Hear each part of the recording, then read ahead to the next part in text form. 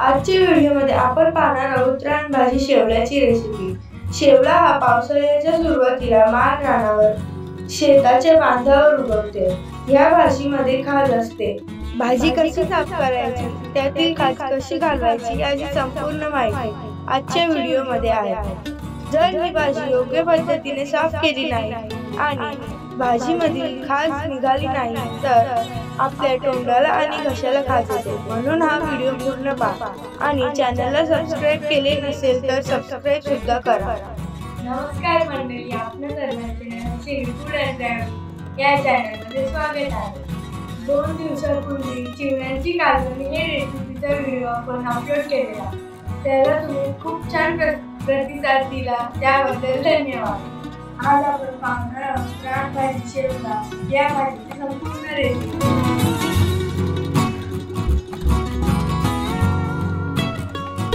तर त्यासाठी घेतले मी शेवल्याचे 5 किलो। जो आहे शेवला आणि जो आहे बोंड्याचा पाला।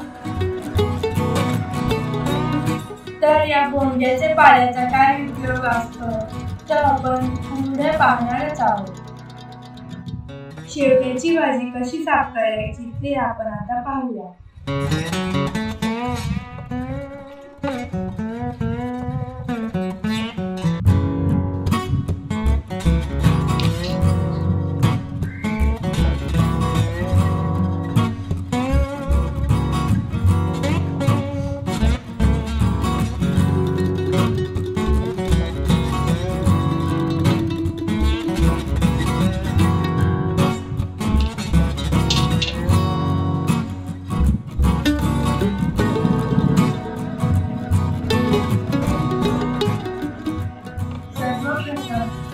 भाजीच्या वरती जी पाने आहेत ती आपण काढून घ्यायची आहे।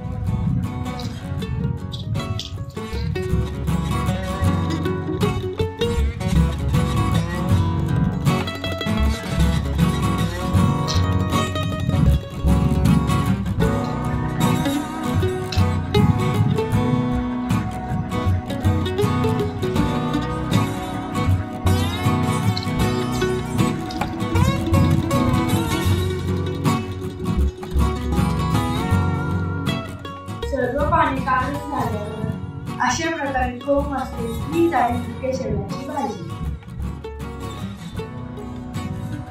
शेवला आपला साफ करून झालेला आहे। अगोदर सांगितल्याप्रमाणे शेवल्यामध्ये खाज असते, त्यातीलच हे जे मोठे दाणे असतात तर सर्वात जास्त खालीचा भाग असतो, तो आपण कापून घेऊ।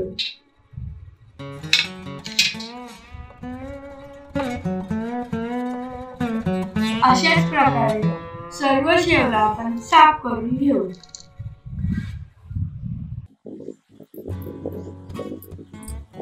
अगोदर साफ केलेल्याचा रंग आणि आता साफ केलेल्याचा रंग हा वेगळा आहे। या भाजीत रंग वेगळा असू शकतो, पण भाजी तीच आहे आणि आपण याला तसाच कापू।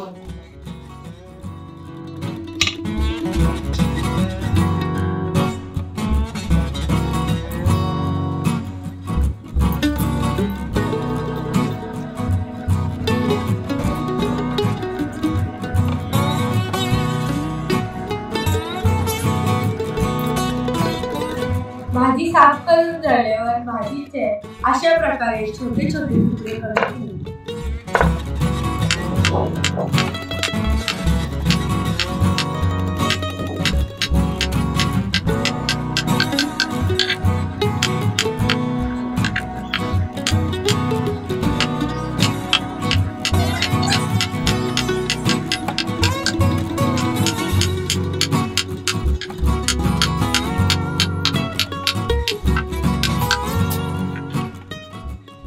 संपूर्ण भाजी आपली कापून झालेली आहे। तर या बोंड्याच्या पाल्याचा काय उपयोग असतो ते मी सांगते। भाजी साफ करत असताना आपण खाजेचा मुख्य भाग जरी काढला तरी पण भाजी थोडीशी खाज असते, तीच खाज घालवण्याचं काम हा बोंड्याचा पाला करतो। सर्वप्रथम या दोन्ही भाज्या आपण स्वच्छ पाण्याने धुवून घेऊ।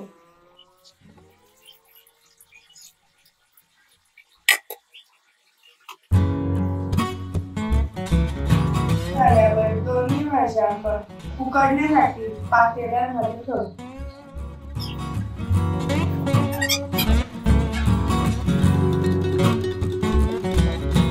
त्यामध्ये भाजी मुरस्तोपर्यंत पाणी टाकू. अर्धा तास दोन्ही भाज्या आपण एकत्र उकडून घेऊ.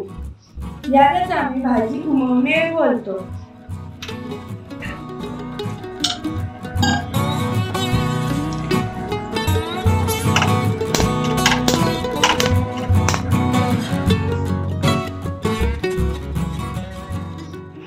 भोंग्याच्या पाल्यासोबत भाजी उकडल्यामुळे या भाजीतील जी खाज आहे ती निघून जाते, म्हणून भोंग्याचा पाला वापरला जातो.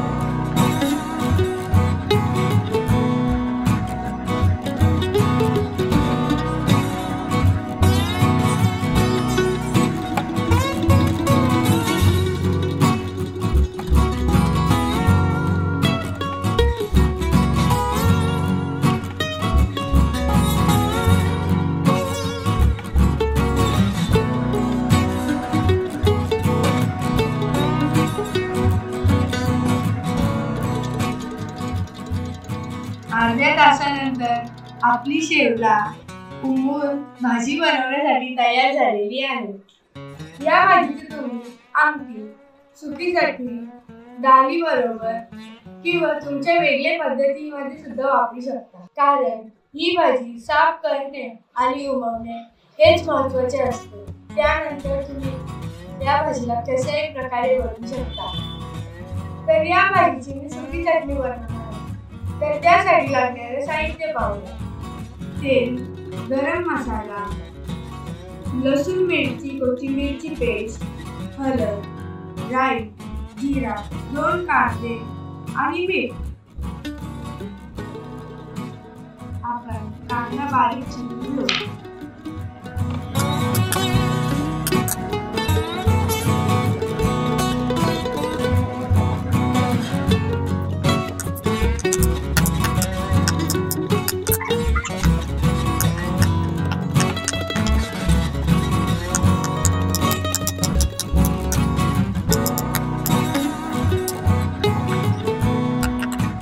चला तर मग आपल्या रेसिपीला सुरुवात करूया. गॅसवर पातेलं ठेवून त्यामध्ये तेल टाकू.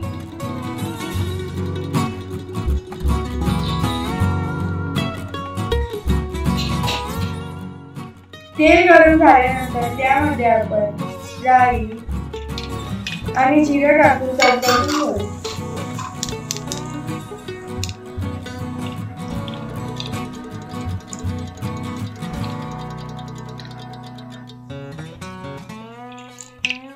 आम्ही लगेच कांदा टाकू.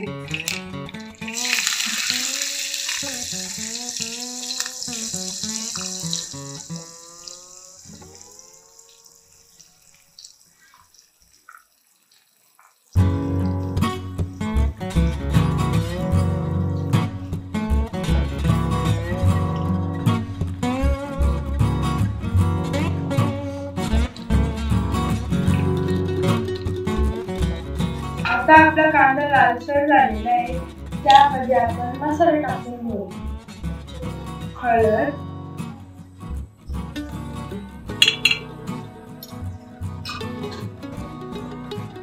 गरम मसाला,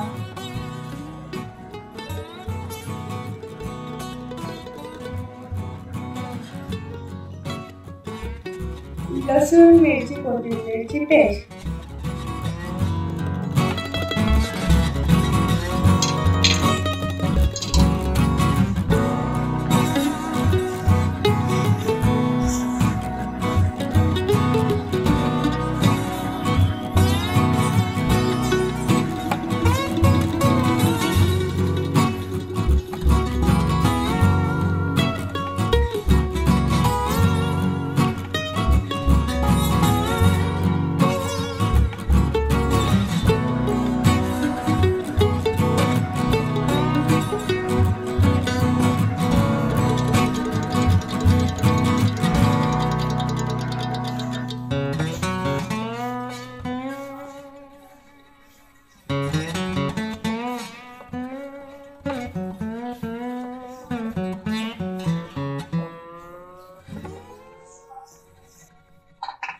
मसाले एकजीव झाल्यानंतर त्यामध्ये आपण आपली भाजी झाल्याने टाकायची.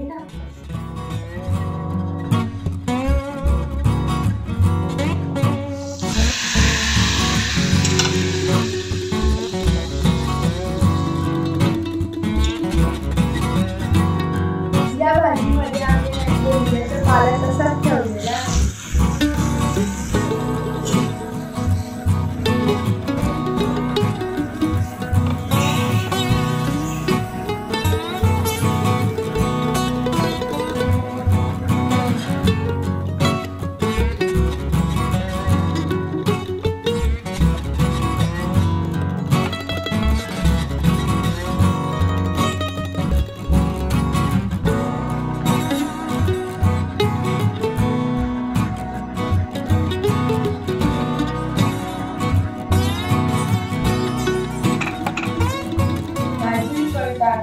जो गोंग्याचा पाला आपण ठेवलेला आहे तो बिर्याणी तसाच ठेवलेला आहे.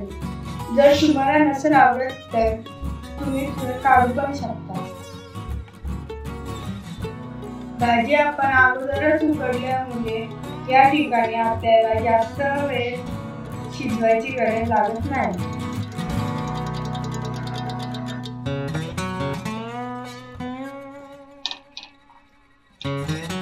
भाजी मसाल्यामध्ये मीठ मिक्स झाल्यावर त्यामध्ये आपण मीठ टाकून झाकण ठेवतो.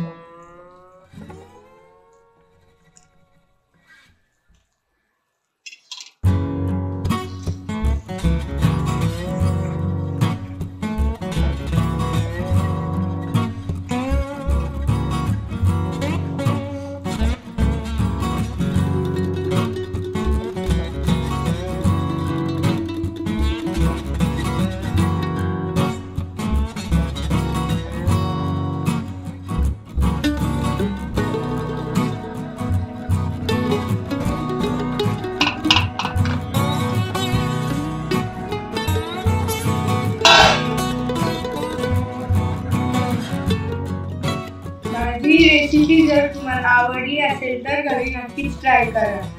व्हिडिओला लाईक करा, आपल्या मित्रमैत्रिणींना शेअर करा. चॅनलला सबस्क्राईब केले नसेल तर सबस्क्राईब करून बेल आयकॉनवर क्लिक करा, म्हणजे असेच आमचे पुढील व्हिडिओ आपणापर्यंत पोहोचतील. आणि कमेंट्समध्ये आपले मत व्यक्त करा.